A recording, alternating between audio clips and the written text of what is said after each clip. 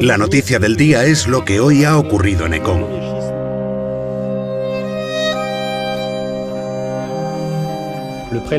El obispo francés, Monseñor Lefebvre, desafía a la Iglesia. Ha llegado el cisma. Monseñor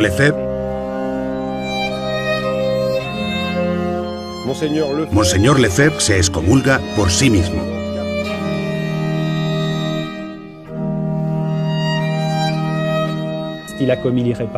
Al consagrar 4 obispos, ya no hay vuelta atrás.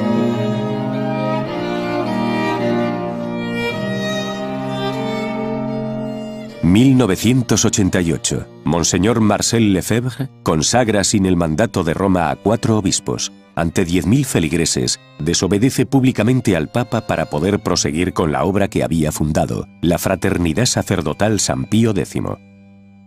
¿Cómo pudo ser que este obispo, antiguo misionero en Gabón, arzobispo de Dakar, delegado apostólico para toda el África francófona, superior de la Congregación del Espíritu Santo, llegara a tal ruptura? ¿Cómo pudo ser que se encontrara en el epicentro de esta tormenta que sigue hoy en día azotando a la Iglesia? Esto es lo que vamos a procurar entender mediante una retrospectiva de lo que fue su vida.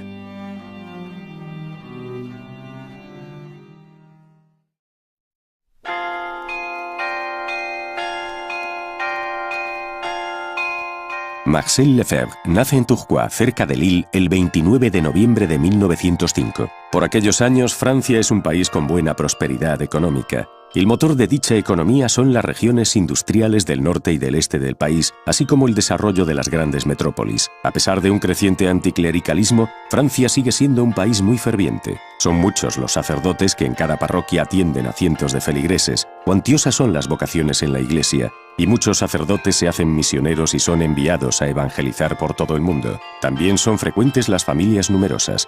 En una de ellas nace Marcel Lefebvre. Mis padres iban a misa a diario y cuando estábamos de vacaciones también íbamos nosotros. Eso es lo que nos enseñaban. Yo iba con mi madre. Sin duda teníamos, tal cual se lo digo, una educación muy cristiana. La fe, Dios, los santos, todas esas cosas. Es en casa donde nos lo enseñaron. Sí, sin duda. Su padre, René Lefebvre, es director de una fábrica de hilos e hilados. Cuando estalla la Primera Guerra Mundial, en 1914, actuará de contacto para los servicios de inteligencia británicos y belgas. Durante la Segunda Guerra Mundial, de nuevo prestará su ayuda a los servicios secretos y no dudará en dar refugio a fugitivos en plena ocupación, antes de ser capturado por los alemanes. 2 veces fue condenado a muerte, pero como buscaban más información y que mi padre podía habérsela dado, le mantuvieron en vida. Pero luego, por tener sus cárceles abarrotadas, se lo llevaron a un campo de concentración. Se lo llevaron a Sonnenburg. Deportado por formar parte de la resistencia, René Lefebvre muere en el campo polaco de Sonnenburg el 4 de marzo de 1944. La madre de Monseñor Lefebvre, Gabrielle Wattin, es una mujer sumamente piadosa, es miembro de la Conferencia San Vicente de Paúl y dedica mucho tiempo a atender y visitar a las familias obreras de Tourcoing. También es la superiora de la Tercera Orden de San Francisco, por lo que sigue parte de la regla de vida franciscana. Era buena, era dulce, era cariñosa, era muy caritativa. Todos la querían. Para mí siempre fue un ejemplo de perfección. Tenía mucho afecto por su hijo. No sé, no creo que lo quisiera más que a los otros. No es eso.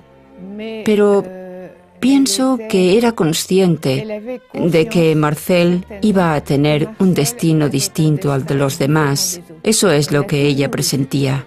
Estoy convencida de ello. De los 8 hijos, los 5 mayores se consagrarán a Dios. René y Marcel en los Padres del Espíritu Santo. Jeanne será hermana de María Reparadora. Bernadette, hermana del Espíritu Santo. Y Christiane, carmelita. Es sin duda en un entorno profundamente cristiano en el que se educa Marcel Lefebvre. Pasa la mayor parte de sus años estudiantiles en el Colegio del Sagrado Corazón, en Tourcoing, una institución que proporcionará cientos de sacerdotes a la Iglesia. Era buen alumno. Era el modelo de buen alumno. Formal, serio. Era mi amigo de infancia. He estado 8 años con él, compartiendo el mismo pupitre. Marcel era el que siempre traía la concordia entre unos y otros. Siempre era él quien intentaba resolverlo todo y probablemente el que más influencia tenía sobre todos sus hermanos. Aún ahora, cuando tengo una preocupación, cuando tengo que opinar sobre algo o resolver un problema, de inmediato, sin pensarlo, lo primero que se me ocurre es: ¿qué diría Marcel? ¿Qué habría hecho? Es automático. Y creo que les pasa lo mismo a mis demás hermanos. Era para todos nosotros un punto de referencia.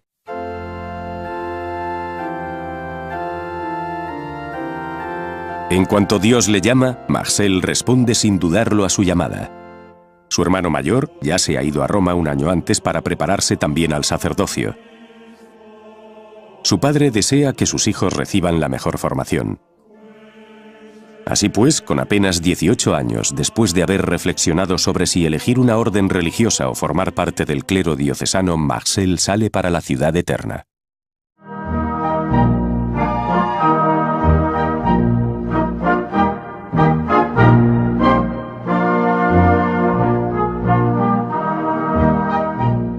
Se hospeda en Santa Chiara, el seminario francés dirigido por los espiritanos a pocos minutos de la Ciudad del Vaticano. Le Séminaire français de Rome, c'est une création du milieu du XIXe siècle et qui représente El Seminario francés de Roma, una creación de mediados del XIX, y que resulta ser una de las instituciones que, junto con el Seminario de San Sulpicio en París,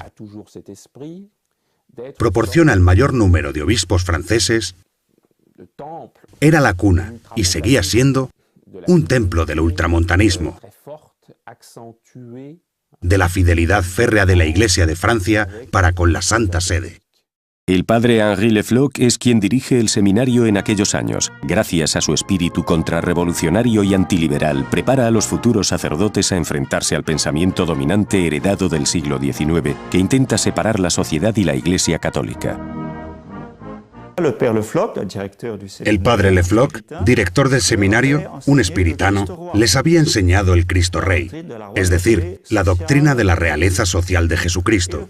Y el padre Vauclise comentaba la encíclica Quas Primas del Papa Pío XI en 1925, haciendo hincapié en el papel fundamental de nuestro Señor Jesucristo en toda la sociedad.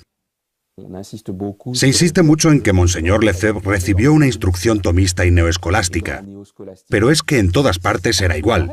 En aquel entonces, eso era de lo más normal. Tanto en los seminarios franceses como en los demás, todos estaban cortados por el mismo patrón. Pero en 1927 el padre Lefloc tiene que dimitir, pues le salpican los temas relacionados con la condena del movimiento monárquico de la Acción Francesa, debido a su antiliberalismo común con el de Charles Maurras. Por todo ello, los seminaristas se ven muy afectados.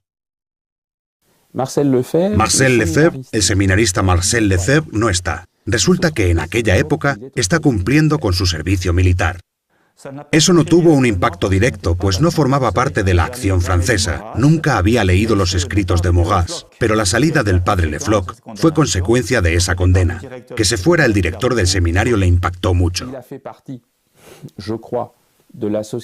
Creo que fue miembro de la Asociación de Amigos del padre Lefloc.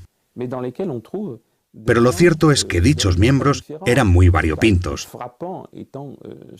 El caso que más llama la atención es el de Alfred Ansel. Alfred Ansel, durante el Concilio Vaticano II, defenderá posiciones al extremo opuesto de las de Marcel Lefebvre. Sin embargo, tanto el uno como el otro tenían la misma admiración por su superior.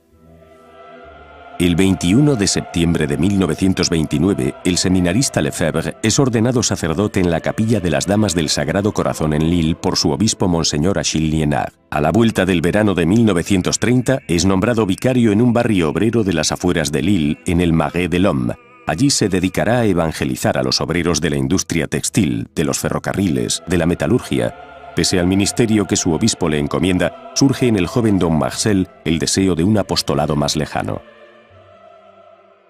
Se sentía un poco desocupado en Francia mientras su hermano, que ya era misionero en Gabón, le escribía una y otra carta diciéndole: Marcel, ven a ayudarnos. Tenemos bautizos, catecismos, conversiones. Es cuando Marcel pensó que sería más útil y a su vez tendría una vida más dura, más mortificada y más meritoria yendo a África como misionero.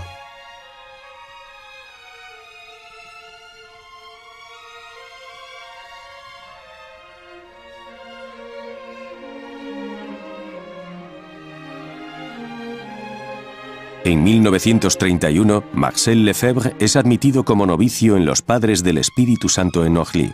Entra en la sociedad religiosa fundada en 1703 por Claude Poulard de Place y refundada en el siglo XIX por el padre Lieberman para evangelizar África.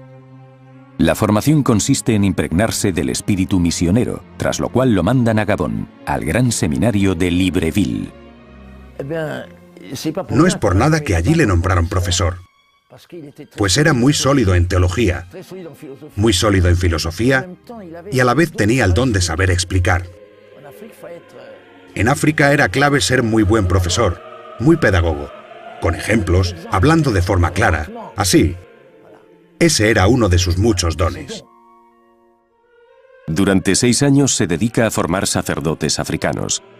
Este cometido cumple con el deseo de los papas desde León XIII hasta Pío XI de que se formara un clero autóctono después de tantos siglos de misiones. El joven profesor imparte clases de teología y de Sagrada Escritura, para luego pasar a ser director del seminario en 1934. Tenía tan solo 28 años. Monseñor Lefebvre trabajó muchísimo. Solo eran 2 sacerdotes para hacerse cargo del seminario mayor y del menor, y también del noviciado de religiosas. Pues bien, esos 2 sacerdotes tenían que impartir todas las clases, o sea que después de 6 años, el padre Marcel estaba muy pero que muy cansado. Así que el obispo, Monseñor Tardy, lo envió a la sabana, en Enjolé, y fue por eso que dejó el seminario. Está a cargo de las misiones Enjolé, Libreville, Tonguila y luego Lambaréné, donde conocerá al célebre doctor Schweitzer. Levanta iglesias, construye escuelas, establece dispensarios, bautiza, predica, confiesa. A veces sale de viaje para visitar a los habitantes de pueblos distantes y remotos.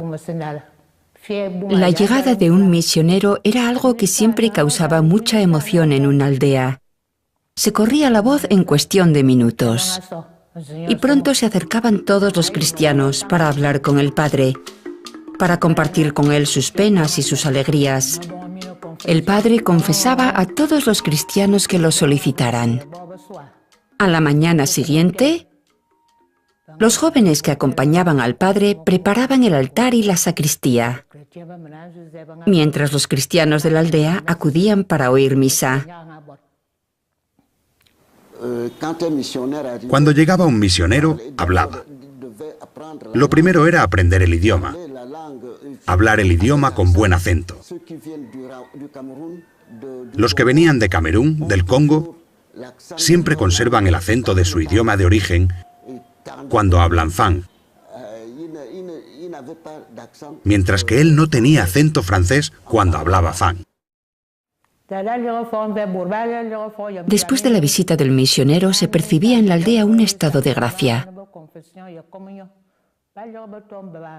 La gente se esmeraba en ser más virtuosa y también se preparaban mejor para las grandes celebraciones, para las que tenían que desplazarse desde la aldea hasta la misión. El padre nos platicaba, a veces el domingo. Siempre teníamos conferencias con el padre. Salía de la misión para acercarse al convento. Todas las chicas se juntaban para escucharle hablar. Él siempre nos decía: nunca dejéis de ser buenos cristianos. buenas cristianas, porque el mundo va a cambiar. No sigáis por la senda de los bienes de este mundo.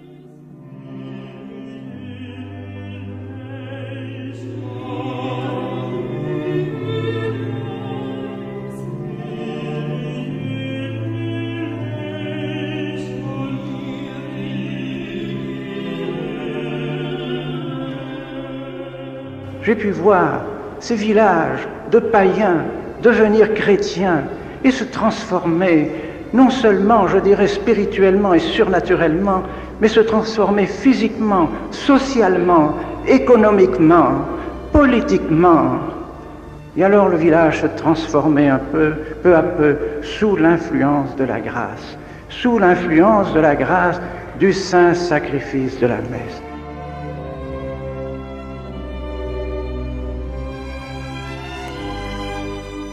Des âmes aussi se sont consacrées alors à Dieu. Des religieux, des religieuses, des prêtres se donnaient à Dieu, consacraient leur vie à Dieu. Voilà le fruit de la Sainte Messe.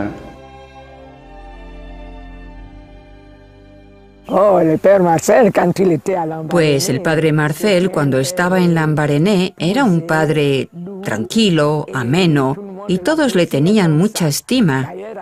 De hecho, en aquella época, mucha gente quería ingresar.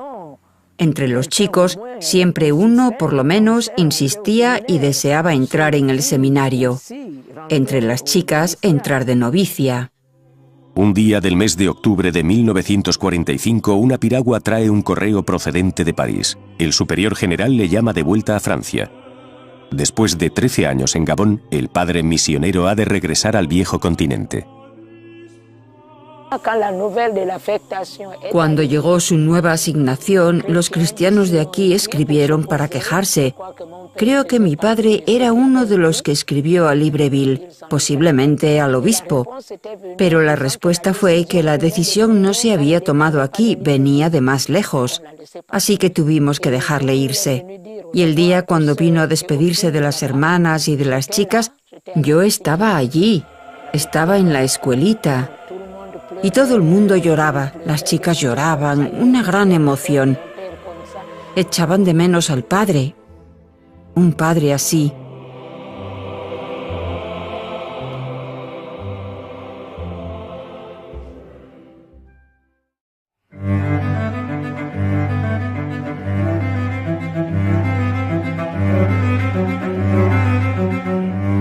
El 1 de noviembre de 1945, el padre Lefebvre es nombrado superior de la escolástica de Mortat, una de las casas de formación de su congregación.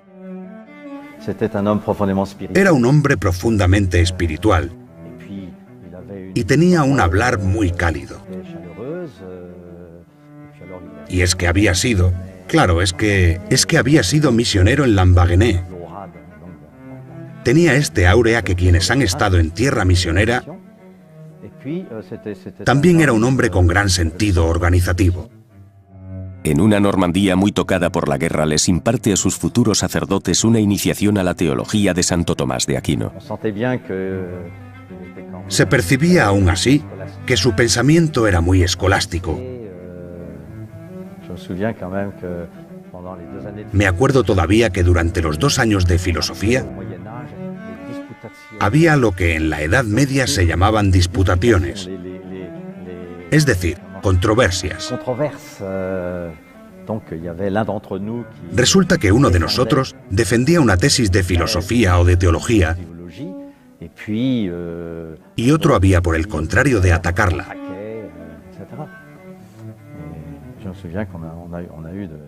Recuerdo que eso dio lugar a sesiones memorables.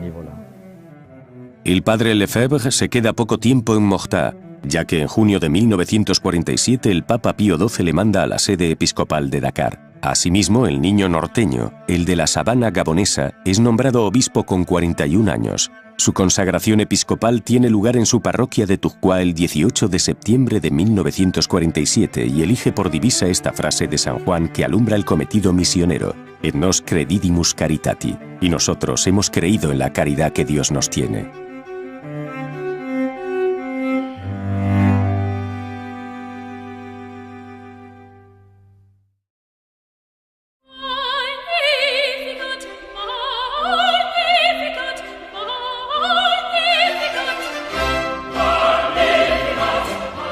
En aquella época, Dakar, ciudad mayoritariamente musulmana, era la capital del África Occidental francesa, es decir, de gran parte del imperio colonial francés.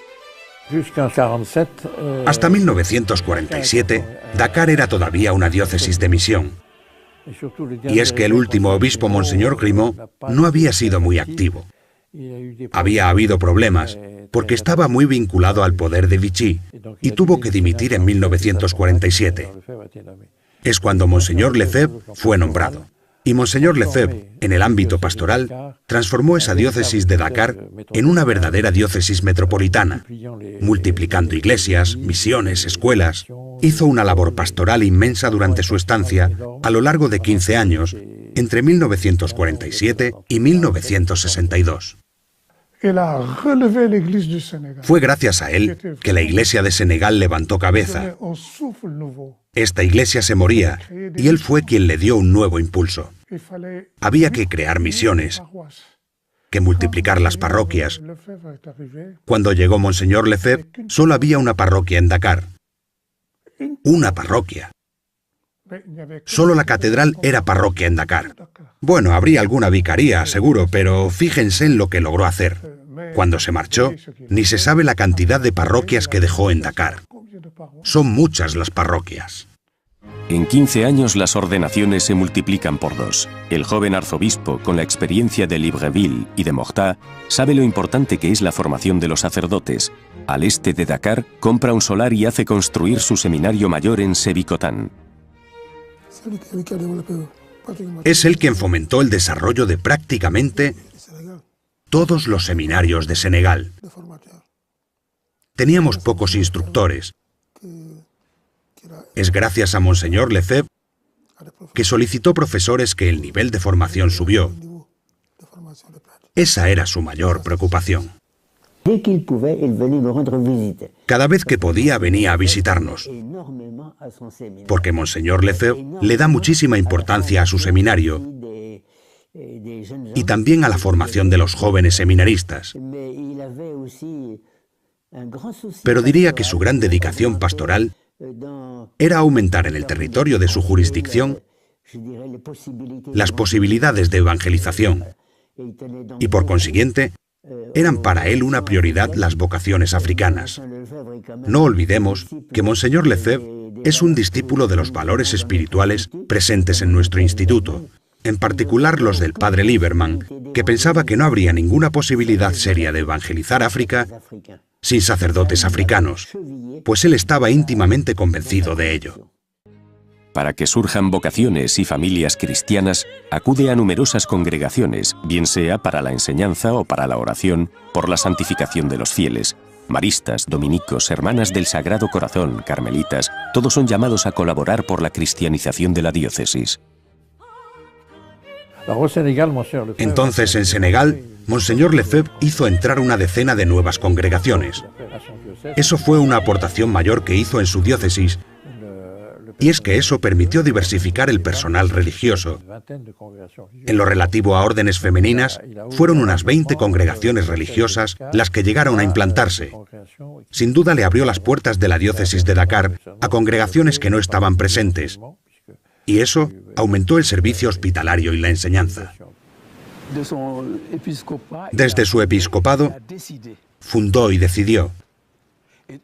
Es por eso que puedo decir que la riqueza que tenemos en la diócesis de Dakar es gracias a él. Sí, porque todo lo que va de enseñanza, de colegios, todo eso, de casas, de dispensarios, todo eso, con todo eso que nos dejó. Ese es mi recuerdo de él. Así es. Menudo carácter. Monseñor Lefebvre era alguien muy atractivo, muy educado, muy correcto, un gran caballero. Pero no un señor enrevesado, no, para nada. Tenía mucha simplicidad en el trato, mucha dulzura y amabilidad. Tengo un recuerdo muy entrañable de alguien tan afable y a su vez muy espiritual. Para él los valores espirituales, la formación espiritual, eran cosas esenciales en la formación de los seminaristas. De su época recuerdo en el litoral esos sacerdotes que venían a pasar vacaciones aquí en invierno. Bueno, uno llevaba pantalón corto y le había señalado a modo de reproche: le quedaría mejor la sotana. Sí, sí, sí. Vivió de su fe. La veíamos viva aquí, su fe. A mí me parece que siempre estaba rezando. No sé si es así, pero eso me parecía cuando uno viajaba con él. Y a mí me tocó viajar varias veces con él. Parecía que estaba rezando continuamente. Eso emanaba de él, el bien y lo bueno. Sentirse apoyado por un obispo así era algo muy bueno. No era un orador extraordinario, hablaba muy simple y llanamente. Y es que realmente lo suyo era la vida interior, la vida espiritual, la unión a nuestro Señor.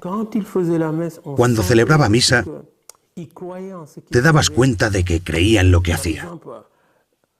Por ejemplo, cuando iba a empezar la consagración, veías que estaba totalmente sumido en lo que estaba. Nada le podía distraer. Y eso, cuando eres niño, se te queda. Aquí se ve un obispo que sabía celebrar. Y de hecho, celebraba bien. Creo ante todo que era muy espiritual. Un hombre que parecía estar rezando cuando celebraba. No eran ritos que se sucedían. ¿Cómo no? Eso nos gustaba, claro. Cerca del Seminario Mayor, Monseñor Lefebvre también instala carmelitas en Sébikotane. Confía mucho en la oración de dichas carmelitas para cristianizar, como en Gabón, esas tierras que le han sido encomendadas y para establecer el reino social de Cristo.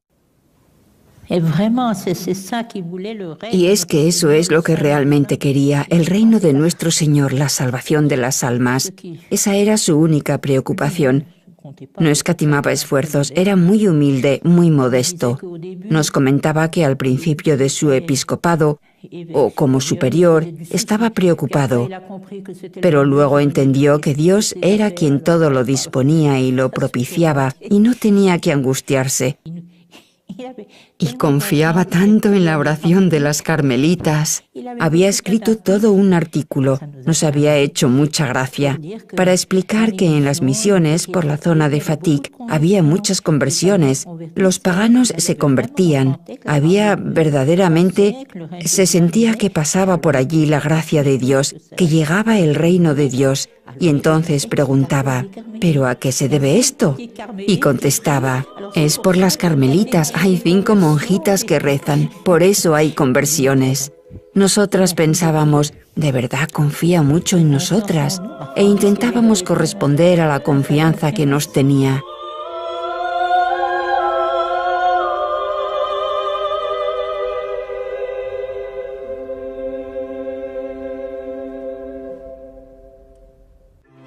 Et nos credidimus caritati. Et nos credidimus caritati. Hemos creído en la caridad. Monseñor Lefebvre era a imagen y semejanza de su divisa, repartió caridad. A través de todas sus obras pude ver la caridad. Allí se desplegaba, sí. Lefebvre, después de su ordenación y de su nominación como delegado apostólico para toda el África francesa y Madagascar, en todas partes, siendo el ejemplo de Cristo, hizo el bien. En todas partes.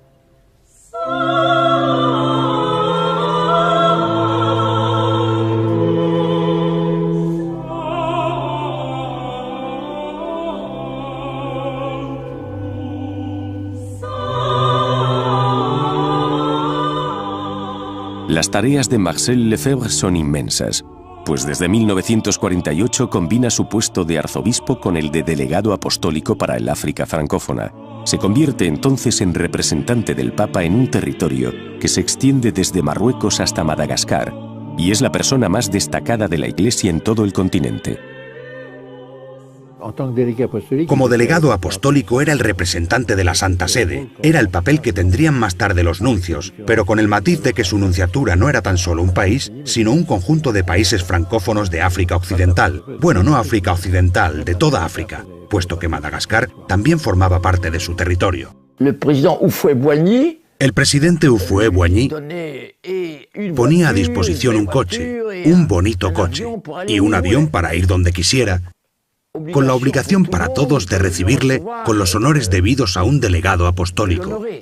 Allí es cuando uno entiende que en África no encaja el tema de la laicidad del Estado. Es un prelado y por consiguiente se le rinde honores. Es el representante de Dios y punto. Todo esto era de lo más normal. De Abidjan a Djibouti, de Dakar a Madagascar, fomenta la construcción de seminarios, de escuelas, de iglesias, de hospitales. Crea 40 nuevas diócesis y nombra obispos autóctonos. Y cada año viaja a Roma para presentarle al Papa su labor. Es por aquellos años cuando Pío XII redacta la gran encíclica sobre las misiones, Fidei Donum.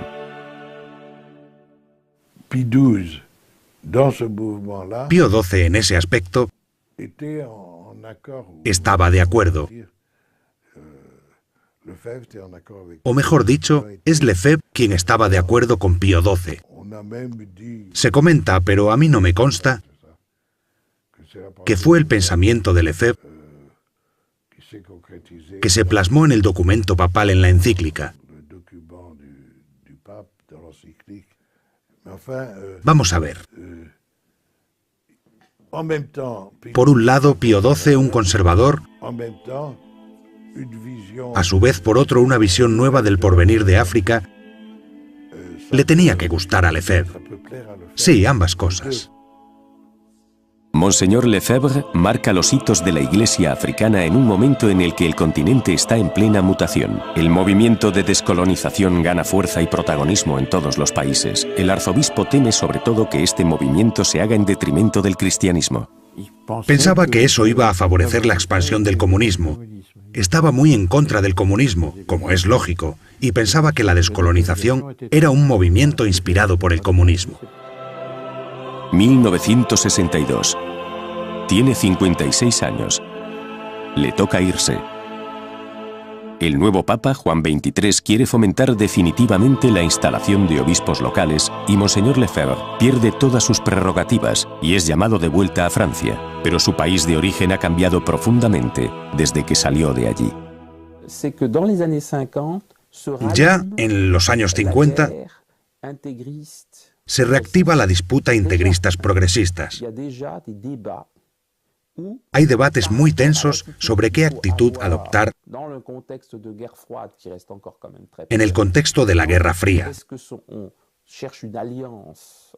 ¿Se ha de pactar con el mundo vinculado al Partido Comunista en todas sus muchas variantes? ¿O se ha de mantener una posición anticomunista firme, clara y neta, como lo sugiere el decreto de 1949 del Santo Oficio? Pues resulta que la propia Iglesia francesa tiene sus vacilaciones. Parte de la Iglesia en Francia está seducida por la idea de que el porvenir de la humanidad esté en manos del proletariado, por lo que no hablo de juntarse con el Partido Comunista. De eso no se trata, ni de sus organismos, pero sí hay que mantener el contacto con el movimiento obrero. En 1959, Monseñor Lefebvre se expresó públicamente en contra de la ideología comunista. Y explica, ¿no es cierto?, que le corresponde plenamente a la Iglesia oponerse a las consecuencias de la Revolución Francesa, oponerse a los falsos principios del siglo de las luces, oponerse a la herejía, a la falsedad de los derechos del hombre. Ya en el año 1959 podemos considerar que las cartas están echadas. En Francia, el episcopado ve con muy poco entusiasmo la llegada de un arzobispo misionero tan dado a tomar posiciones. Asimismo, le ofrecen la diócesis de Toul, una de las más desheredadas del centro de Francia. ¿Sabe usted? Cuando se despide a un general que estorba, Se dice en francés que se le limojea, y resulta que las ciudades de Tulle y Limoges son vecinas, pues se decía, Lefebvre no ha sido limojeado, sino tullizado. Pero se queda pocos años en Toul, puesto que en 1962 el capítulo general de los espiritanos lo elige para ser superior general. En adelante va a recorrer el mundo desde su oficina basada primero en París y luego en Roma. Está a la cabeza de una congregación de 5.000 miembros repartidos en 300 diócesis. Gozaba de un prestigio bastante importante y de apoyos institucionales. Su elección fue regia, sumamente rápida, sin demoras. Todo ocurrió de forma magnífica. Es un candidato que destaca, acorde con sus posturas de los años 50, como un reformador pachelino muy prudente.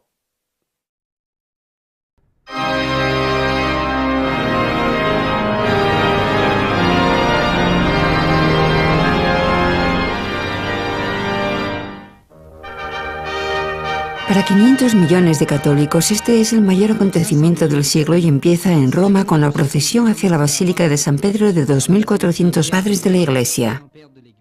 El 11 de octubre de 1962 se abre el Concilio Vaticano II, el primer concilio desde hace casi un siglo.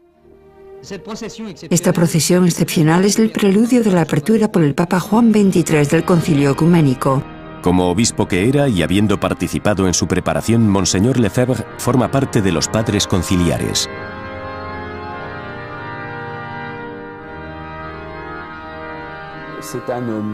Llega al concilio bastante confiado. Considera que la fase preparatoria ha sido buena, pero muy pronto ciertos datos le hacen ver que hay incertidumbres, que una tendencia, diríamos, más liberal, entre comillas, con muchas comillas, se organiza y puede tener un alcance importante, tener impacto en las mentes, por lo que conviene darle respuesta. El transcurso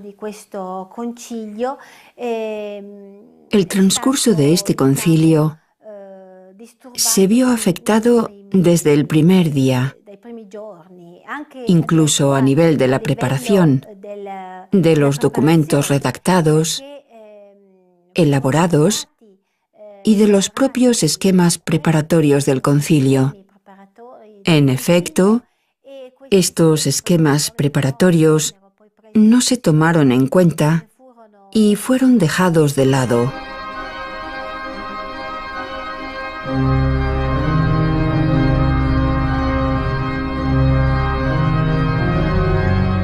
Los esquemas preparados desde hace 3 años son rechazados desde el principio. Entraron con gran prepotencia vientos revolucionarios, sobre todo los de la nueva teología, de la Nouvelle Theology.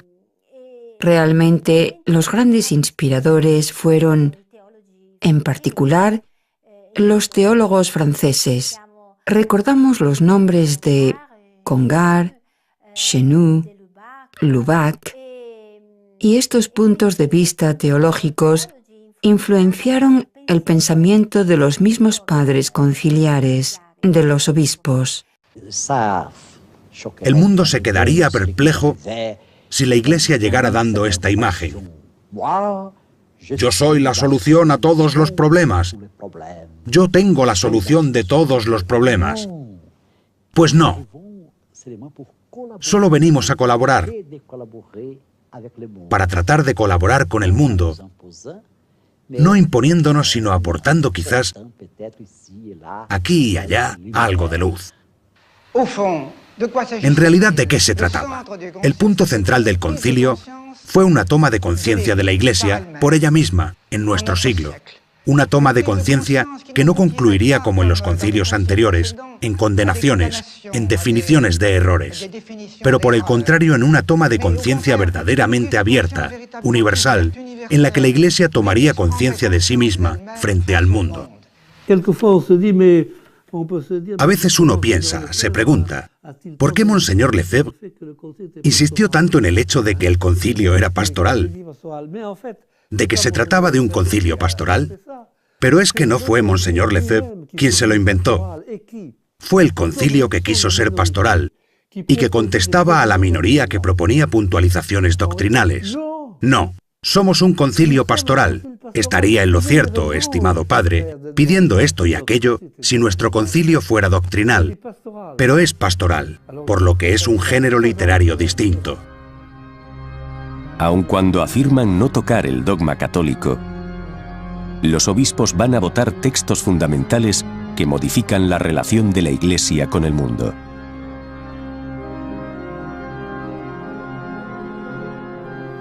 Lefebvre lui-même a très bien résumé. Lefebvre él mismo lo resumió muy bien, y esta manera de resumirlo deja entrever muchas cosas.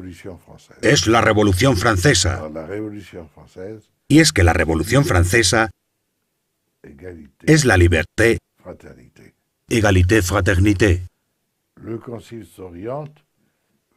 El concilio se encamina hacia una declaración sobre la importancia de la libertad de conciencia.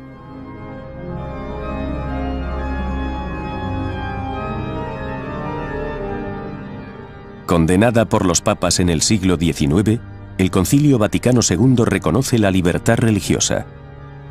Esta le da a todo hombre el derecho de profesar abiertamente aquello que le dicta su conciencia.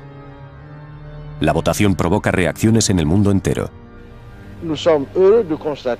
Nos alegramos de constatar que el cristianismo, merced de esta nueva definición de la libertad religiosa, alcanza las demás religiones semíticas, entiéndase el judaísmo y el islam, en lo que pienso que siempre han admitido estas, es decir, el principio de tolerancia para con todos los hombres.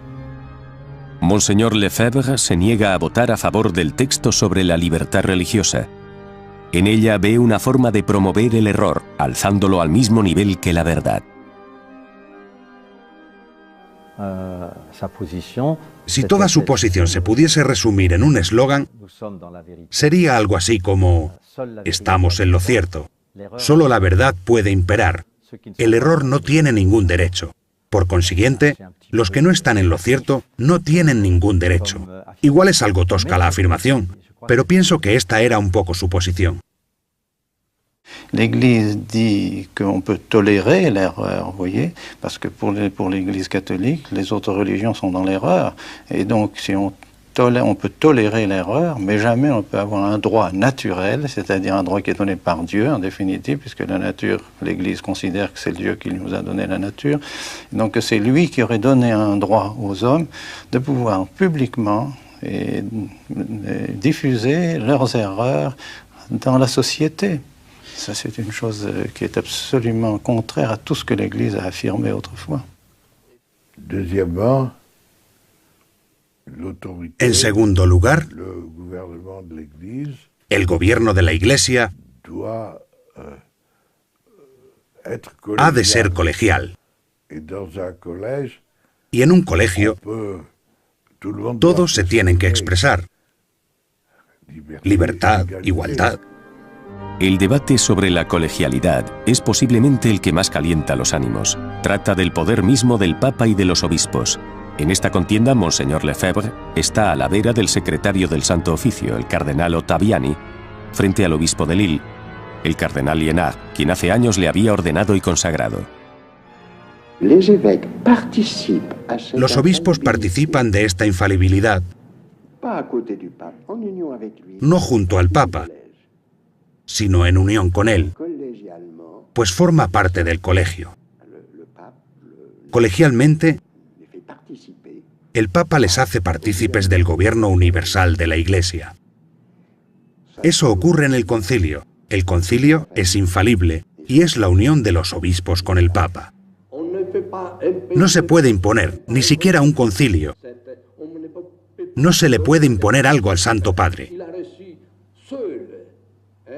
Él es quien recibió solo, individualmente, el mandato por nuestro Señor, de ser la base, el fundamento de la Iglesia y de ser el pastor universal.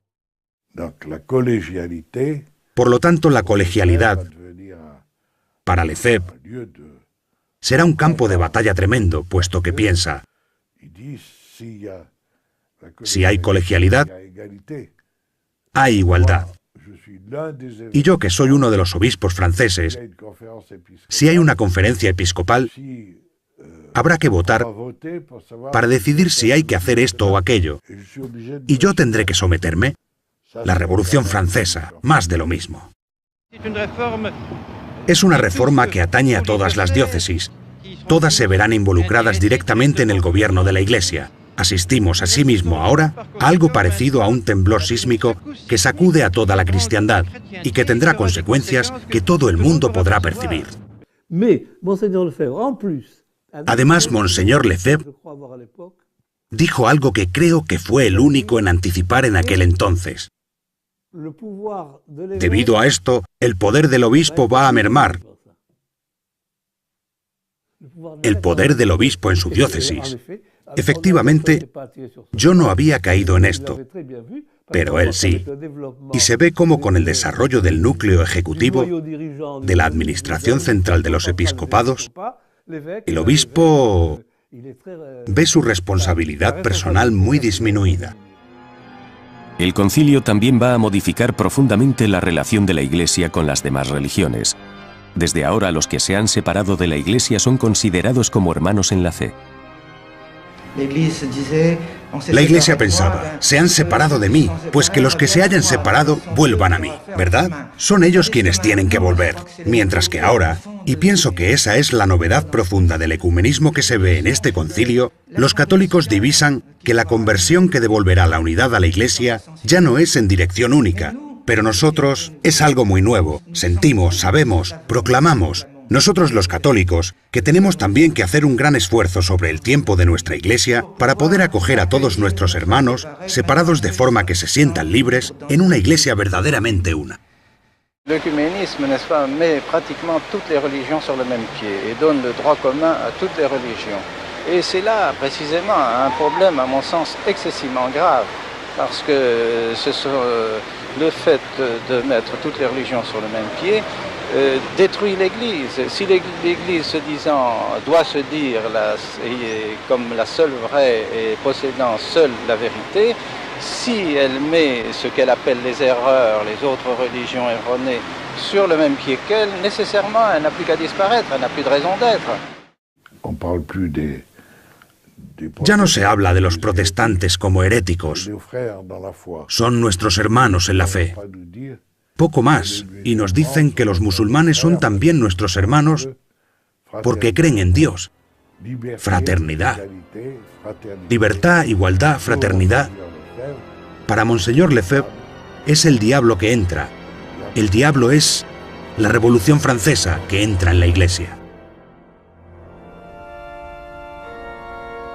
Los aspectos claves del concilio se fraguan en la trastienda y la organización en la fase preliminar por parte de los padres liberales está en la razón del éxito de sus ideas. Será de forma tardía cuando unos pocos obispos conservadores se organicen, junto con el italiano Carli y los brasileños Proença Sigot y Castro Mayer. Monseñor Lefebvre constituye el Cetus Internationalis Patrum, el grupo internacional de los padres. Este pequeño Cetus era una organización que agrupaba a 250 padres conciliares, es decir, obispos, que no tenían que firmar nada para formar parte del Cetus. Solo era un listado de direcciones, y es cuando Monseñor Lefebvre fue nombrado presidente y se dedicó a organizar aspectos materiales, como por ejemplo los rotativos, las fotocopiadoras, el trabajo de las secretarias que tenían que pasar a máquina a diario las consignas de voto de la siguiente sesión. Tanto es así que merced a esta organización práctica de Monseñor Lefebvre, lograron bloquear varias veces la maquinaria progresista durante el concilio. Salieron victoriosos unas cuantas veces, en efecto, aplazando hasta 5 veces seguidas el documento sobre la libertad religiosa. Sin lugar a dudas, vemos un mayor protagonismo de este motor de actuación, pues Pablo VI quería obtener la mayor unanimidad posible y, por lo tanto, tuvo que hacer determinado número de concesiones, retocando él mismo algunos textos. el texto sobre el ecumenismo. Algunos giros fueron retocados por el Papa sobre la base de las enmiendas puestas por el Chetus. El 8 de diciembre de 1965, el Papa Pablo VI clausura oficialmente el Concilio Vaticano II. Se acaba una era en la Iglesia. Del lado de los conservadores es grande la inquietud y se cavila sobre cómo minimizar la aplicación del concilio. Como superior general que es, Monseñor Lefebvre ha de aplicarlo en su congregación. Pienso que en un primer momento su idea, en realidad,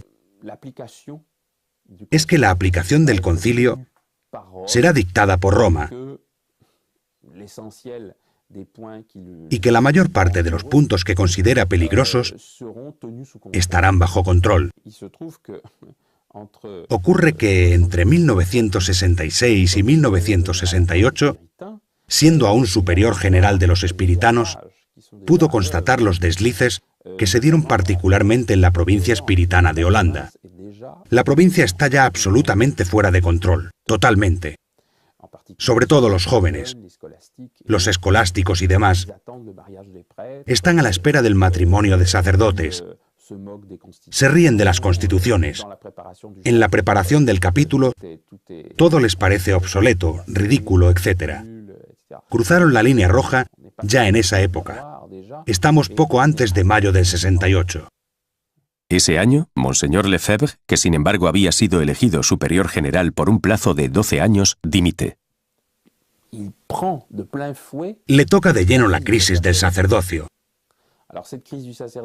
Esta crisis del sacerdocio arrancó a lo largo de los años 60 y a partir de mayo del 68, intercambio y diálogo. El manifiesto de otoño de 1968, que es un llamamiento al matrimonio de sacerdotes, compromisos políticos e involucración sindical y laboral, y por consiguiente, una desacerdotalización, una desacralización completa del papel sacerdotal.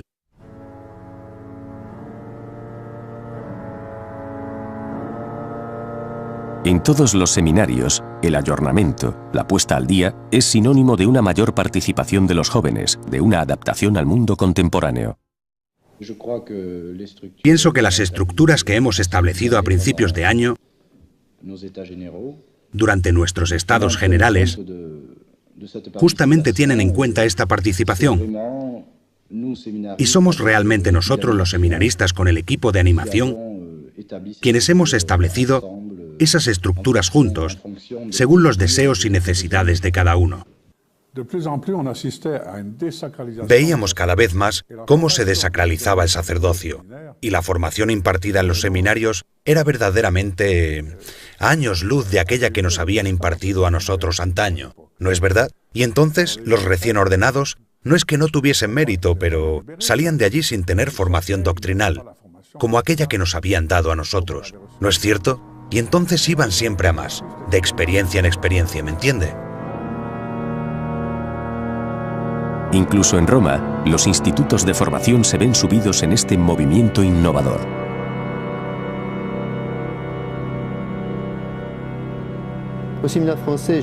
En el seminario francés esperaba que todo iba a estar en orden, pues resultó que los seminaristas franceses en pleno periodo electoral italiano habían colgado una banderola que se habían encontrado en la calle que rezaba «Vota comunista». La colocaron en la terraza del seminario y eso salió luego en prensa. Y estos mismos seminaristas, poco tiempo después, organizaron una procesión blasfema con una estatua del Sagrado Corazón que habían cubierto con una peluca tipo siglo XVIII. Esta estatua se quedó en la habitación de un seminarista durante meses sin que nadie dijera nada. Es durante ese mismo período que el cardenal Martí, por aquel entonces arzobispo de París, va a ensalzar el movimiento contestatario de mayo del 68.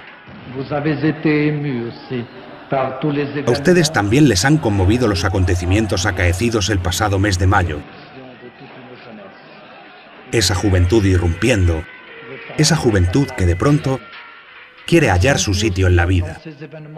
También hemos observado durante esos acontecimientos de mayo un sentido cabal de la clase obrera, que no solo quiere ganarse su sueldo para vivir, sino una clase obrera que quiere encontrar su libertad, que quiere ser independiente, que también quiere ser respetada por lo que es.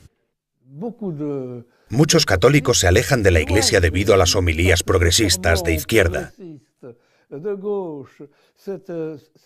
Esa falta de reacción frente a la acción comunista, sí, en un ámbito muy amplio. Ante la propaganda comunista, la ideología comunista, sí, todo eso. Pero hay un obispo. Hay un obispo que habla del comunismo. Que disent les communistes? Ils disent que la religion est une aliénation. Oui, c'est vrai, la religion est une aliénation, en ce sens que nous donnons nos corps, nos âmes, notre intelligence, notre volonté dans les mains de Dieu. Nous nous aliénons pour nous donner tout entier à Dieu, tout entier à celui qui nous a créés. Vous vous aliénez pour un parti, pour des hommes. Vous mettez toute votre nature, toute votre puissance, tout ce que vous avez dans les mains des hommes. Recuerdo que mucha gente en aquellos años volvió de hecho a la práctica religiosa gracias a un obispo así. Pero para los fieles, la mutación más notoria que resulta del concilio es sin duda la que sufre la liturgia. A partir de 1969, Pablo VI manda aplicar el nuevo ordo, en lugar del antiguo misal llamado de San Pío V. Después de la consagración, llega la comunión, bajo las dos especies.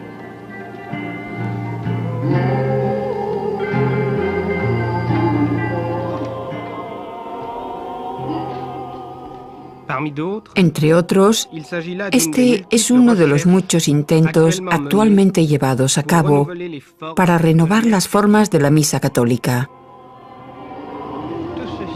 Todo esto forma parte de un conjunto de cosas que nadie hubiera podido anticipar hace 10 años. Hace 10 años, nadie hubiera podido imaginar la presencia de nuestros hermanos separados dentro de San Pedro.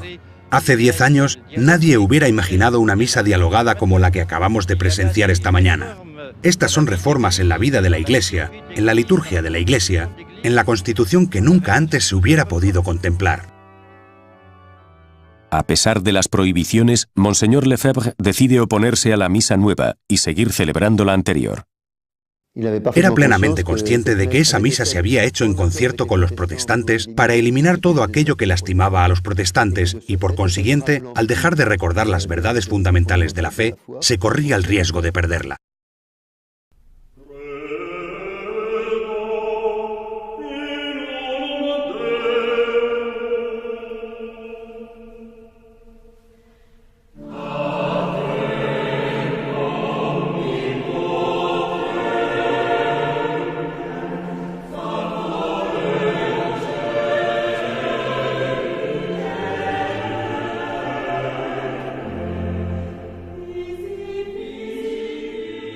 En Roma, determinado número de estudiantes de seminario francés deciden ir a buscar al superior de la que depende su casa espiritana, Monseñor Marcel Lefebvre. Me preocupé mucho por la imposibilidad en la que estábamos de poder seguir trabajando y por no tener ninguna certidumbre de llegar al sacerdocio visto y considerando el ambiente que prevalecía. Me vi en la tesitura de pedirle que hiciera algo por nosotros. En un primer momento me dijo, «Os buscaré un obispo». Y recuerdo que tuve el atrevimiento de contestarle, «Pero, monseñor, es a usted a quien queremos».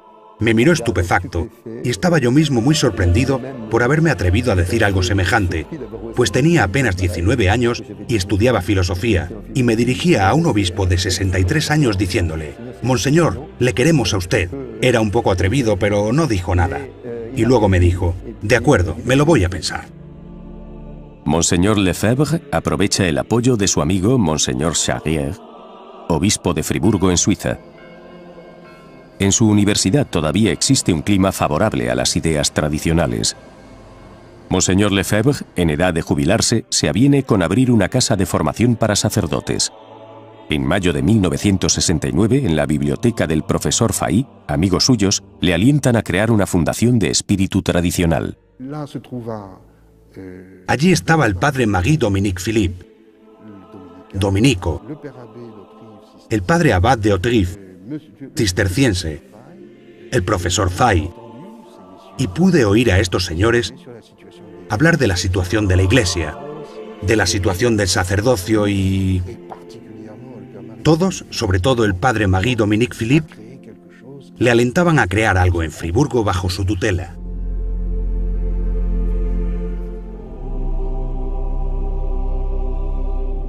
Así es como pocos meses más tarde el arzobispo abre un primer curso de formación sacerdotal. Éramos 9, y un mes y pico después del inicio del curso, llegamos el 13 de octubre. Hacia el 15 de noviembre, enseguida Monseñor Lefebvre empezó a hablarnos del futuro, de una posible fraternidad sacerdotal. Ya entonces nos parecía que algo tenía planeado. Poco a poco, sutilmente, nos hizo ver que no podríamos vagar, salir desperdigados en las diócesis después de la ordenación, que teníamos que seguir juntos en una sociedad sacerdotal. Monseñor Lefebvre le daba mucha importancia a la regularidad canónica. Cuando abrió la casa de Friburgo, era con el beneplácito de Monseñor Charrier, el obispo de Friburgo, quien le alentó vigorosamente, y con el apoyo del cardenal Journet y del padre Marie-Dominique Philippe. Luego recuerdo muy bien su alegría.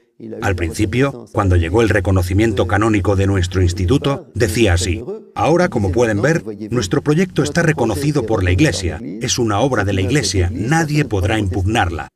Pero poco a poco, la enseñanza impartida a los jóvenes en la Universidad de Friburgo se adapta a las reformas. Monseñor Lefebvre intenta entonces poner en pie una formación por separado.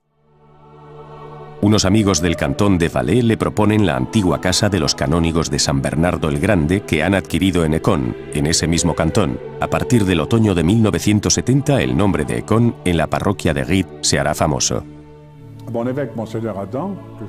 Mi obispo, Monseñor Adam, el que por supuesto consulté, me dijo: claro que sí, don Pierre. Tiene que mantener el contacto con ellos. Claro está. Hay que invitarlos. Y si le invitan, usted acude. Es lo que hice. Tanto es así que yo mismo conduje 2 veces a Monseñor Adam a Écon para reunirse con Monseñor Lefebvre, y cada vez a la vuelta me decía: ah, es cosa de la providencia, es una obra de Dios, qué contento estoy. A pesar de la imposición del nuevo rito de la misa, Monseñor Lefebvre decide formar a sus seminaristas con el antiguo misal.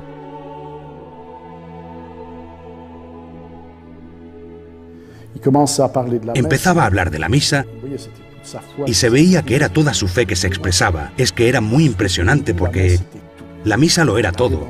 Era la redención, era la cruz, era el corazón del cristianismo, era la vía de la salvación, y la Iglesia no tiene otra finalidad que seguir celebrando misa y hacer todo lo posible para que los fieles puedan asistir a misa y beneficiarse de las gracias de la misa.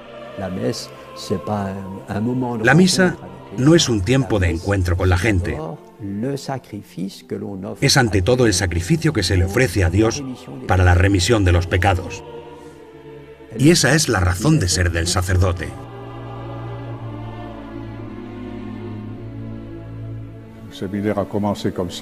Así es como empezó el seminario, y luego cada año nuevos seminaristas llegaban, o sea que la casa se nos hizo pequeña. Hubo que contemplar hacer obras. Cuando tuvo que irse para ampliar el primer edificio de Écon, yo estaba en esa reunión aquella tarde. Había un arquitecto, estaba el señor Pedroni, que estaba a cargo de la obra, estaba el director del seminario, estaba el ecónomo general. No recuerdo quién era, bueno, pues eso. Y decía: no puedo seguir, me faltan medios. Dijo que no, no hacemos nada, no hacemos nada. Pero dijimos: monseñor, hay que construir un ala, hay que ampliar, hay que ampliar. No, no tengo dinero, no lo hacemos. No tengo la mitad del dinero necesario, no lo hago. Tenía una regla estricta: si no tenía la mitad del presupuesto, no lo hago. Es un signo de la providencia. Y de pronto alguien le llama: monseñor, tiene una llamada. Eran las 9 de la tarde. Una llamada de París. Vuelve y dice: señores, podemos empezar las obras. La llamada que había recibido procedía de alguien que le hacía un donativo, cosa que le permitía contemplar el seguir con sus obras. Asimismo, en pocos meses, Monseñor Lefebvre logró formar decenas de sacerdotes en un espíritu tradicional. Desde Roma, varios cardenales le hacen llegar cartas de apoyo. La fraternidad de San Pío X queda totalmente aprobada. Claro está que el episcopado francés enseguida se percató del peligro que representaba este seminario, que formaba sacerdotes únicamente a la misa tridentina y que rechazaba la misa nueva. Y es muy especialmente Monseñor Echegaray quien enarboló enseguida la primera oposición, declarando que ese seminario de Caen era un seminario salvaje. En otoño de 1972, los obispos de Francia, reunidos en Lourdes, toman medidas. Poco a poco, las puertas se cierran para los sacerdotes de Caen. En los coloquios romanos, se le reprocha a Monseñor Lefebvre el no celebrar la misa nueva. En noviembre de 1974, 2 representantes de Roma son enviados por la Secretaría de Estado para inspeccionar Caen. Caen recibió una visita apostólica, es decir, enviados del Papa que acuden para ver cómo van las cosas e interrogar a la gente. Es un procedimiento canónico normal. Se hacen visitas apostólicas en las diócesis o en monasterios. Sí, sin más. Y entonces Monseñor Lefebvre vuelve rápido al seminario, reúne a todos, da una conferencia, explica lo que es una visita apostólica, tranquiliza a todo el grupillo y quedamos a la expectativa del día siguiente. A la mañana siguiente, 11 de noviembre, llegan los Onclán y Deschamps. Y mientras tanto, recuerdo perfectamente, nos paseábamos a lo largo del gran corredor con Monseñor Lefebvre y me dijo, pues sabía que ahora iban a empezar las complicaciones con Roma. Dijo, más me hubiera gustado morir que encontrarme en oposición con Roma. Pero Monseñor Lefebvre queda profundamente escandalizado por esos 2 representantes del Papa. Se da cuenta de que en las conversaciones que tienen con los seminaristas, interrogan, hablan, etc., y que aquellos 2, en efecto, no disimulan sus dudas respecto a la resurrección física de nuestro Señor Jesucristo. No asistieron a ninguna misa durante esos 2 días que, creo recordar, pasaron en el seminario. Y fueron tales los comentarios de tipo revolucionario que le asestaron a Monseñor Lefebvre, que éste hizo, al hilo de aquello, esta famosa declaración del 21 de noviembre de 1974. Nous adhérons de tout notre cœur, de toute notre âme, à la Rome catholique, gardienne de la foi catholique et des traditions nécessaires au maintien de cette foi, à la Rome éternelle, maîtresse de sagesse et de vérité. Nous refusons par contre, et nous avons toujours refusé, de suivre la Rome de tendance néo-moderniste, néo-protestante, qui s'est manifestée clairement dans le Concile Vatican II et après le Concile dans toutes les réformes qui en sont issues. Aucune autorité, même la plus élevée dans la hiérarchie, ne peut nous contraindre à abandonner ou à diminuer notre foi catholique.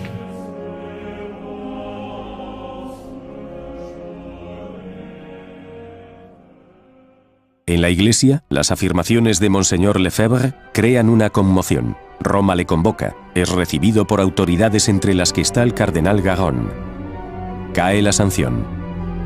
La fraternidad ya no existe. Así que, supresión del seminario, supresión de la fraternidad sacerdotal San Pío X, despido de todos los seminaristas del seminario de Caen, todo de golpe. En el año 75 queda resuelto. Pero se les había pasado de largo la determinación y ahínco de Monseñor Lefebvre. El obispo se ve confrontado a una difícil elección. Decide, sin embargo, responder a la solicitud de todos sus seminaristas y, a pesar de la prohibición, sigue con su obra en Caen. En sus conferencias se dirige a Roma para explicar esa decisión. Mais que faire devant les orientations qui sont données et qui nous viennent du Vatican, qui nous viennent de Rome et qui nous semblent contredire explicitement les affirmations qu'ont faites d'une manière officielle et publique vos prédécesseurs? Nous sommes donc devant un dilemme crucifiant où nous vous suivons totalement, complètement, et nous suivons tout ce que Rome nous demande de faire depuis le Concile, et nous nous éloignons de vos prédécesseurs, ou nous suivons vos prédécesseurs, et nous avons l'impression de nous éloigner de vous. Lo dijo varias veces. Dijo, es porque seminaristas acudieron a mí y me pidieron recibir una formación. Es porque hay padres que me dijeron, no abandone a nuestros hijos. Quieren ser sacerdotes, tienen derecho a recibir una buena formación. Y más adelante, si aceptó enviar sacerdotes a todas partes, es porque había fieles que pedían misas, que pedían los sacramentos. Eso siempre fue, pienso yo, la línea de actuación de Monseñor Lefebvre. Se atiende las necesidades de los fieles.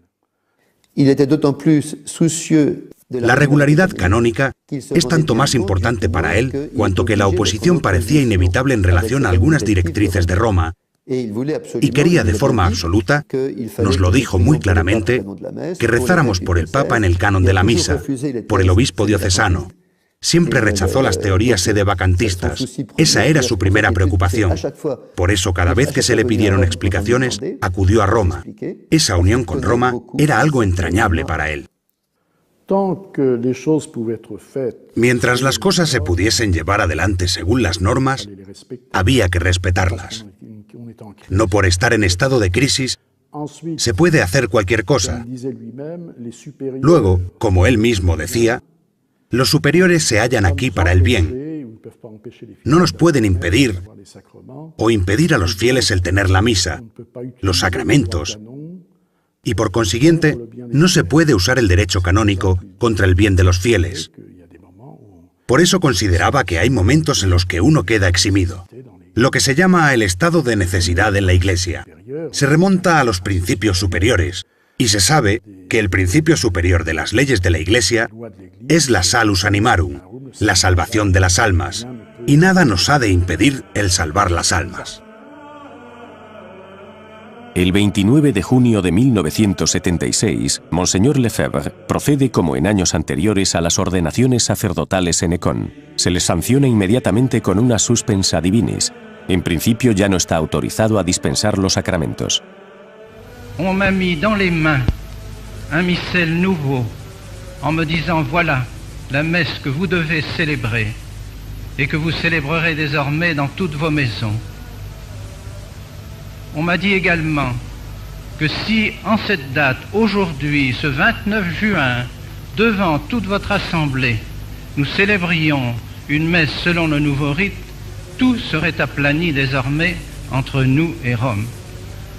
Or, il est évident que ce rite nouveau est sous-tendu, si je puis dire, suppose une autre conception de la religion catholique, une autre religion. Ce n'est plus le prêtre qui offre le saint sacrifice de la messe, c'est l'assemblée. Or, ceci est tout un programme, tout un programme. Désormais, c'est l'assemblée aussi qui remplace l'autorité dans l'Église. C'est l'assemblée épiscopale qui remplace le pouvoir des évêques. C'est le conseil presbytéral qui remplace le pouvoir de l'évêque dans le diocèse. C'est le nombre qui commande désormais dans la Sainte Église. Et ceci est exprimé dans la messe précisément parce que l'assemblée remplace le prêtre, à tel point que maintenant beaucoup de prêtres ne veulent plus célébrer la Sainte Messe quand il n'y a pas d'assemblée. Tout doucement, c'est la notion protestante de la messe qui s'introduit dans la Sainte Église. Si j'ai persisté dans cette attitude, c'est parce que je crois à mon bon droit. Devant la persécution qui m'est faite, je n'ai jamais pu, à vrai dire, me défendre. Il n'y a jamais eu un procès en bonne forme. C'est vrai, c'est toujours pénible d'être en difficulté avec les autorités et je n'ai qu'un souhait, c'est de rentrer en bonne relation avec elles. Mais je me sens appuyé, je dirais, par 2000 ans de chrétienté, 2000 ans de l'Église et par conséquent, j'ai même l'impression que ma position est plus confortable que la leur. Eux se basent sur une Église qui a débuté depuis le Concile Vatican II. Moi, j'ai 2000 ans d'Église derrière moi. En el verano de 1976, la visita de Monseñor Lefebvre en Francia se convierte en un hecho mediático. El 29 de agosto celebra en Lille una misa ante 10.000 personas. En Lille habían previsto una sala con aforo para 500 personas y finalmente hubo que alquilar el Palacio de Congresos con cabida para 10.000 personas. Y todo eso ocurrió en cuestión de un mes. Varias veces la gente llamó a Monseñor Lefebvre. Monseñor, hay que cambiar la sala. La de 500 no es suficiente. Hemos reservado la de 2.000. Tampoco es suficiente. Reservamos la de 5.000. No es suficientemente grande. Tenemos que alquilar el Palacio de Congresos. S'opposer aux autorités les plus grandes dans l'Église Être suspens à divinis pour un évêque, c'est une chose grave, une chose très pénible. Comment peut-on supporter une chose comme celle-là, sinon pour des raisons excessivement graves? Et oui, les raisons de notre attitude et de votre attitude sont des raisons graves. C'est la défense de notre foi. Je fais une œuvre tout à fait semblable à celle que j'ai accomplie pendant 30 années, et voici que tout à coup, je suis suspens à divinis, peut-être bientôt excommunié, séparé de l'Église, renégat, que sais-je? Est-ce possible?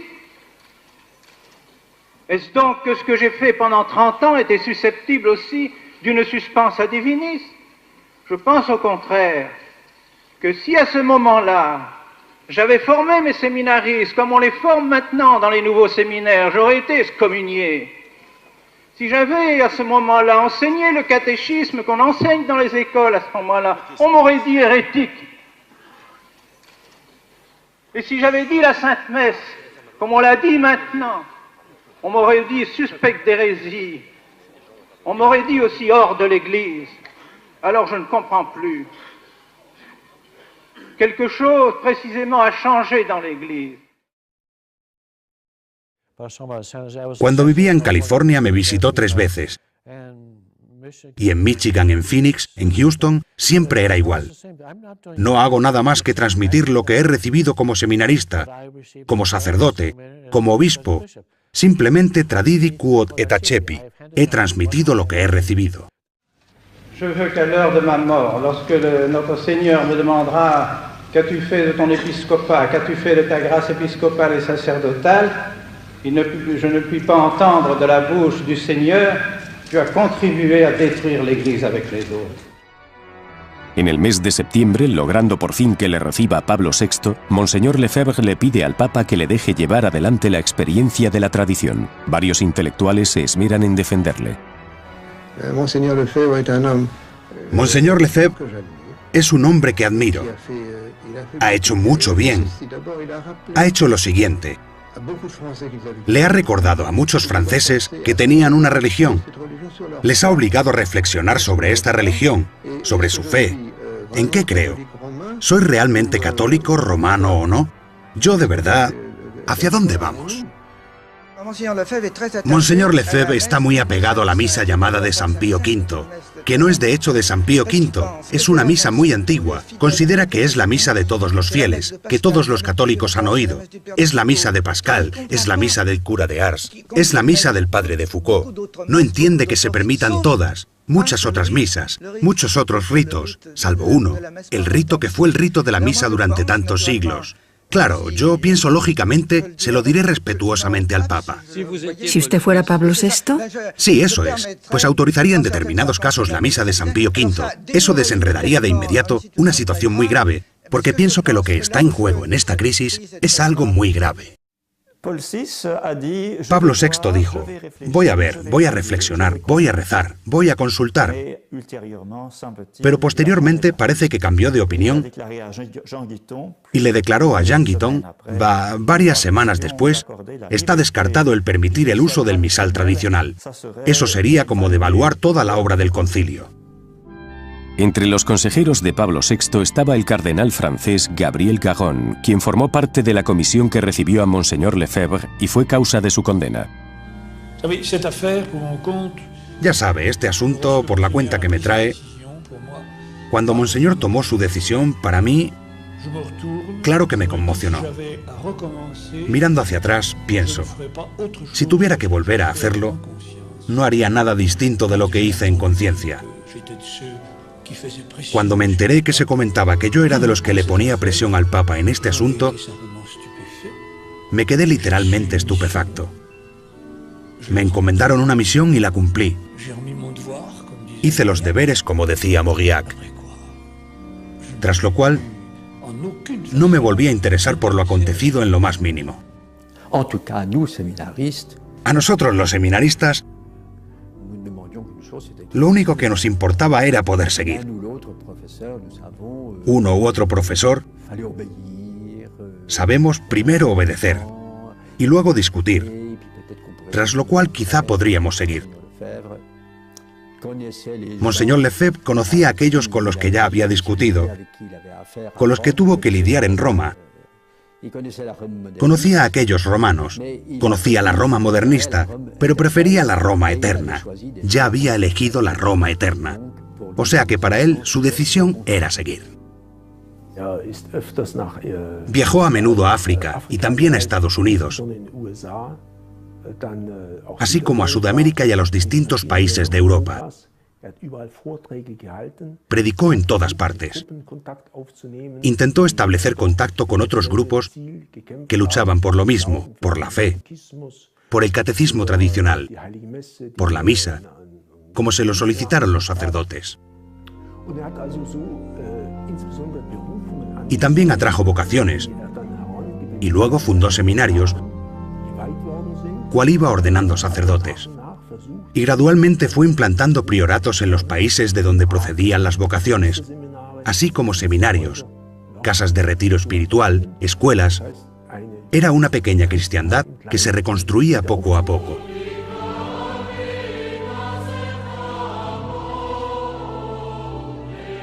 Se le solicita a Monseñor Lefebvre de forma cotidiana. En 1971 le contactan unas jóvenes que se quieren consagrar a Dios.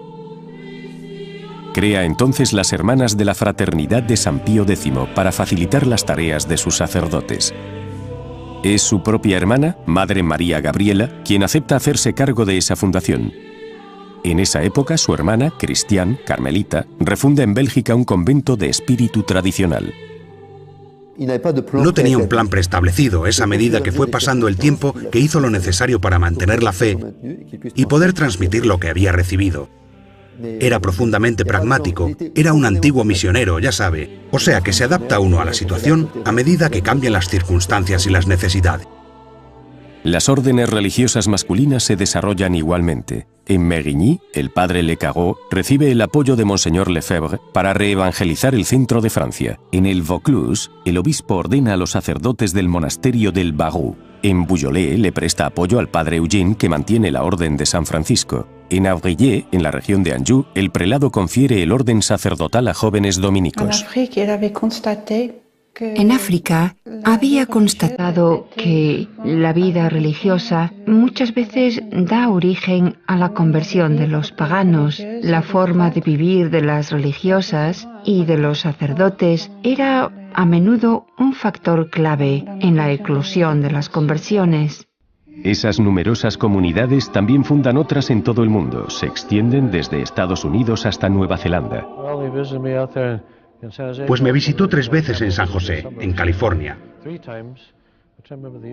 La última visita fue en 1984. Siempre bien acogido. Claro que si se enteraban los sacerdotes del lugar o los obispos que él venía, entonces ponían avisos pidiendo que no se acudiera a verle. Pero doy testimonio de que siempre fue bien recibido en todas partes, con varios cientos y hasta 1000 y 2000 personas. Con el paso del tiempo también se le solicitará a Monseñor Lefebvre para crear escuelas de chicos.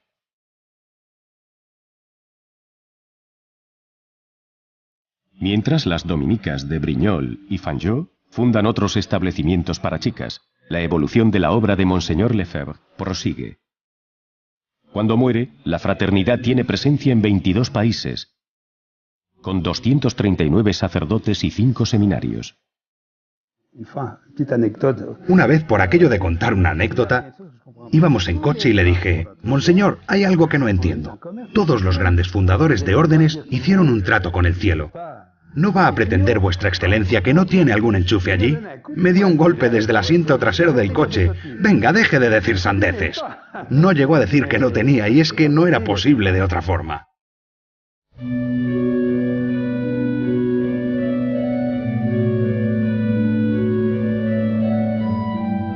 Durante los años 80 las relaciones con las autoridades empeoran.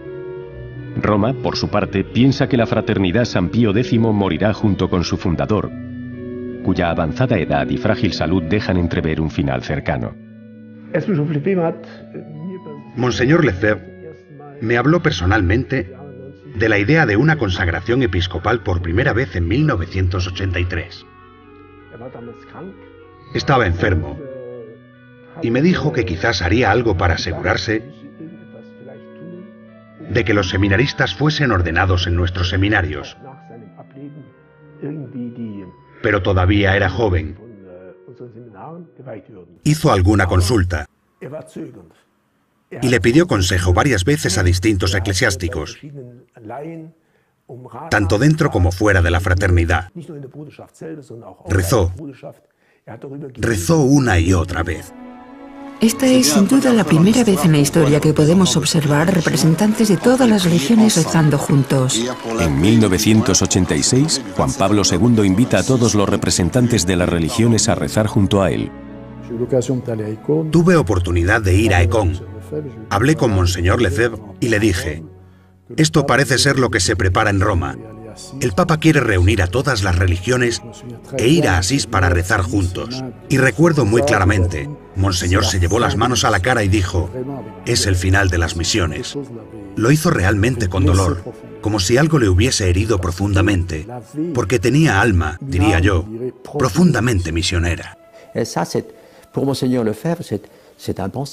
Y eso para Monseñor Lefebvre era impensable. El poder poner, mire usted, el error y la verdad a igualdad de condiciones. Como si dijeran hoy que tienen los mismos derechos, ¿me entiende? La salud y la enfermedad. Sí, la enfermedad tantos derechos como la salud. Se acabó. Los médicos y la medicina. Finiquitado. Espectáculo sorprendente de oración en Asís para esta jornada de la paz. Hemos visto jefes religiosos musulmanes predicar en las iglesias, ante cristianos sentados junto a fieles del Islam. Entonces llega a Asís, en el 86, y eso para él fue dramático. Ver al pontífice, vicario de Cristo, sucesor de Pedro, rebajado al nivel de cualquier religión.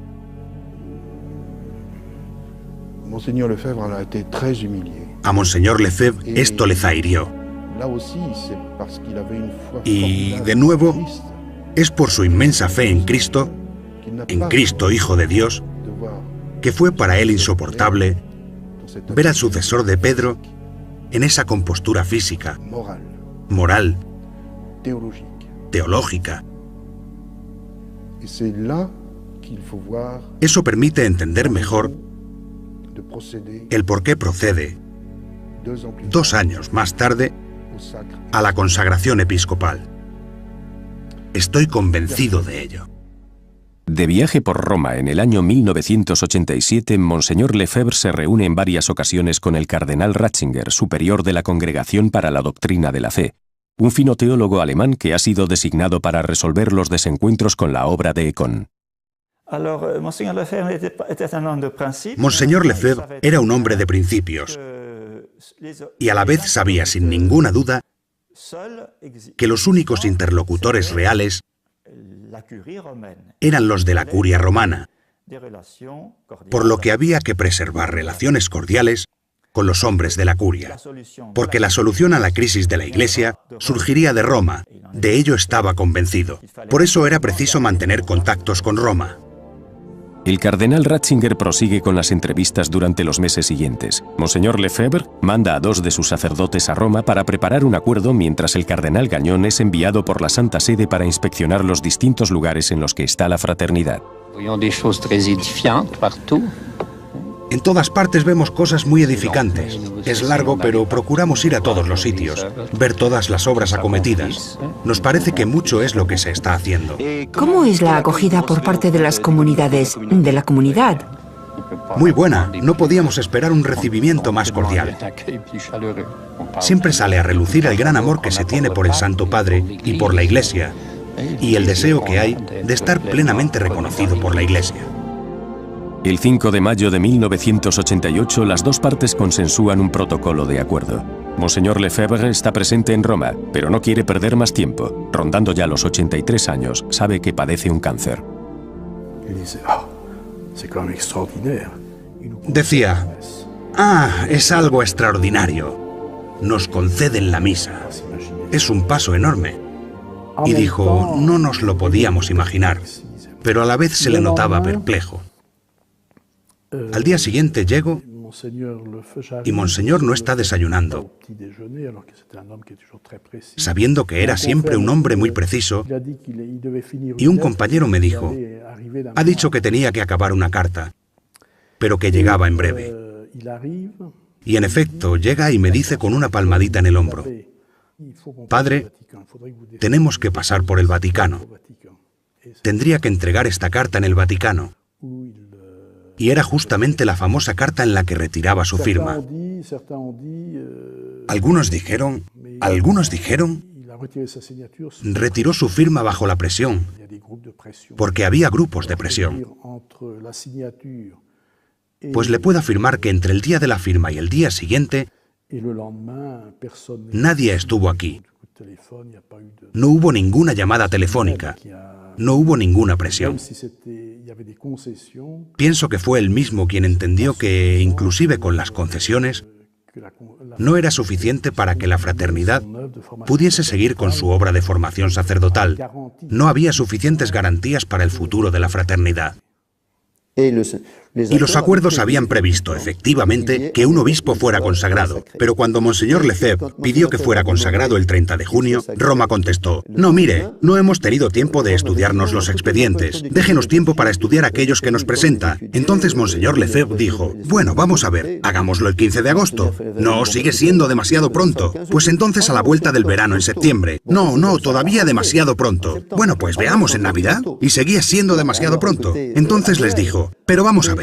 ¿Esperan ustedes que me muera antes? Me dicen finalmente que sí, y en realidad no lo quieren hacer. Pues bien, puesto que no quieren hacerlo, lo haré yo mismo el 29 de junio. Y allí es cuando ya no es uno, sino que serán 4.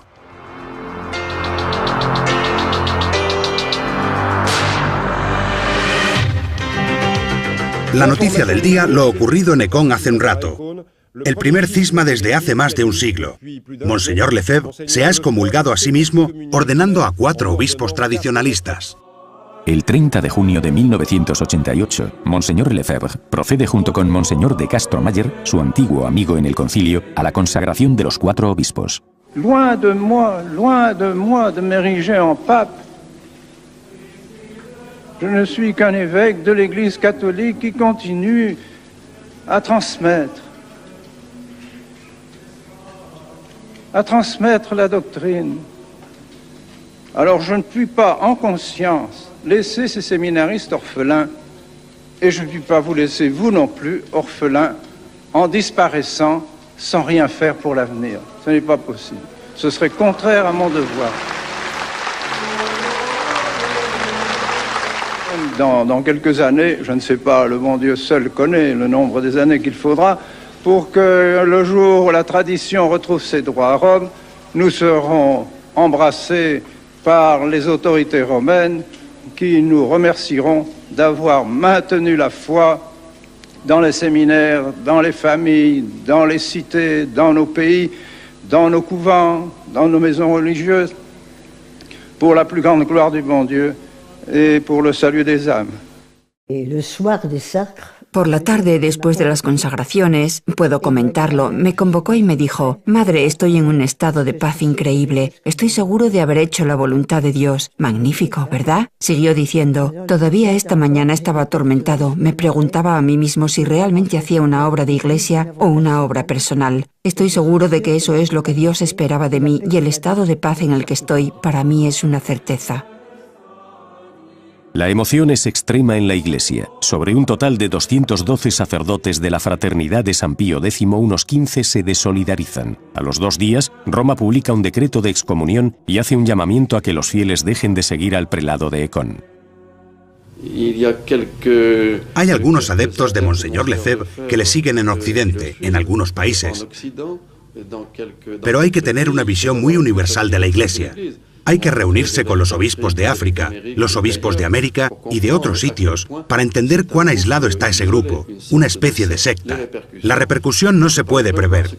Yo lo que puedo afirmar es que acogeremos a todos aquellos, y serán numerosos, que se nieguen a seguir a Monseñor Lefebvre en este cisma dramático para la Iglesia.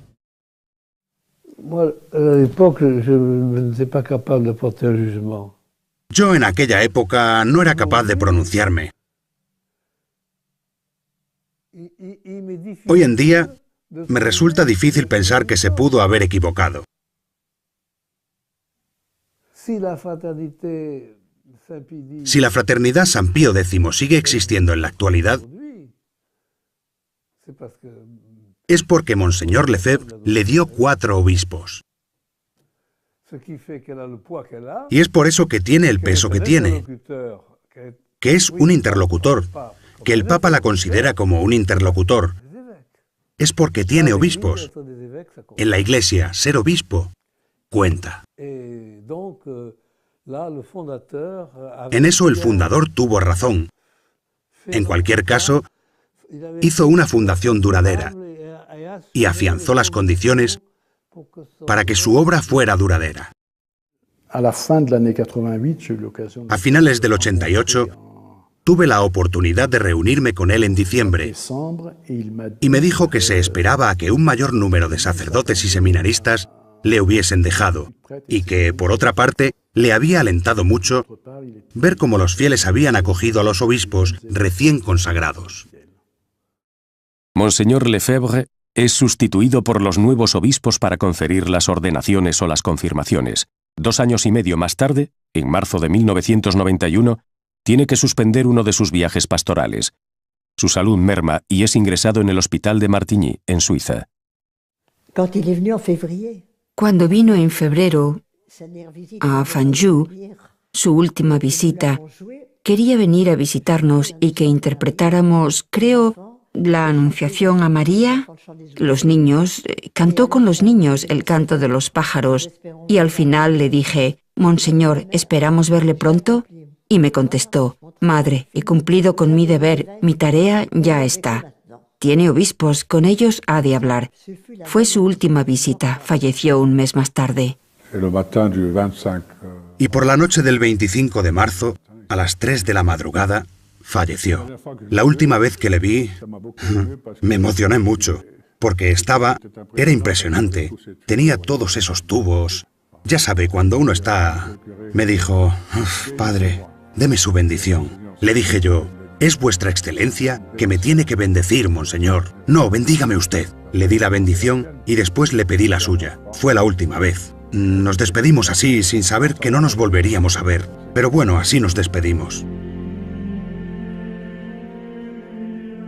El 2 de abril, ante las cámaras del mundo entero, el cuerpo del sabanero del Gabón, del arzobispo africano, del fundador de la Fraternidad de San Pío X se va. Lo llevan a hombros sus sacerdotes para ser sepultado en su último hogar, el seminario de Econ.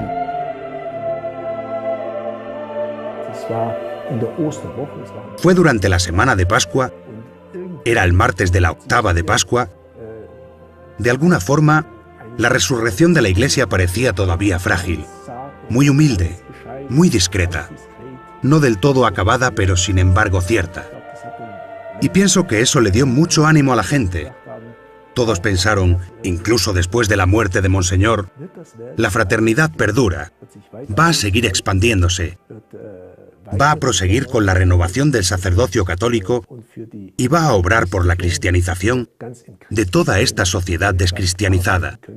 Eso es lo que quería Monseñor.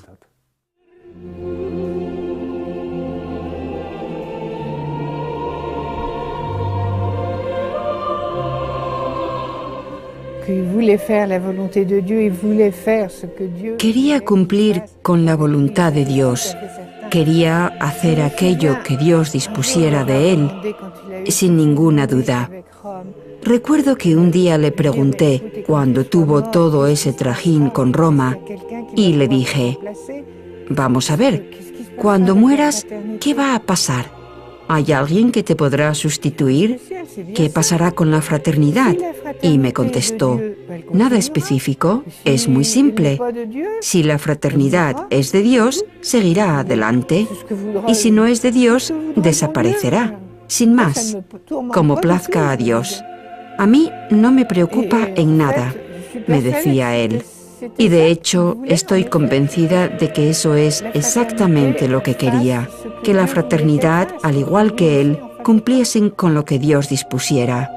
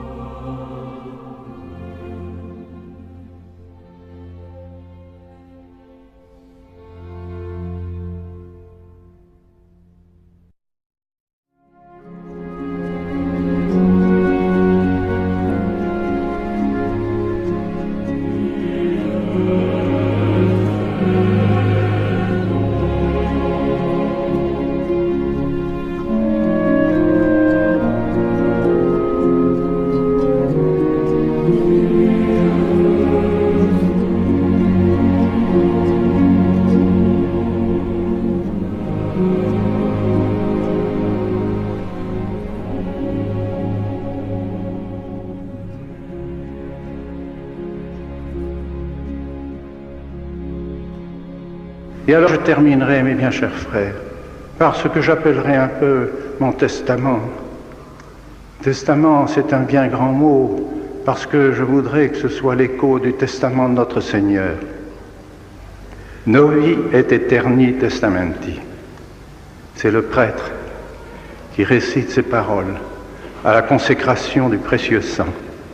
Hic est calix sanguinis mei, novi et aeterni testamenti. L'héritage que Jésus-Christ nous a donné, c'est son sacrifice, c'est son sang, c'est sa croix. Et ça, c'est le ferment de toute la civilisation chrétienne et de ce qui doit nous mener au ciel. Alors je vous dis, pour la gloire de la très sainte Trinité,